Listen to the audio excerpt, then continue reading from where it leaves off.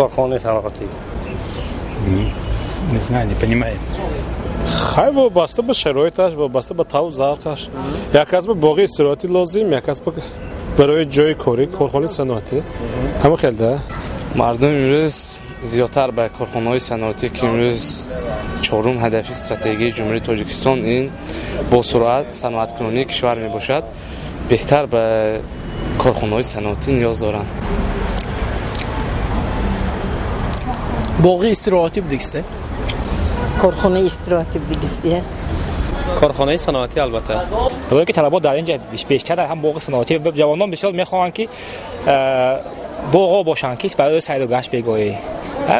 سن سالشون که کلان شد البته میخوان که کارخانه صنعتی باشد، همچون پیش ریم جای کار با جای کار همین باشد.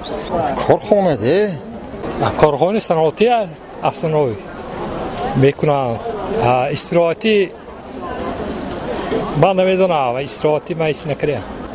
مردم ها کارخانه صنعتی همش باقی استراحتی هم دکار.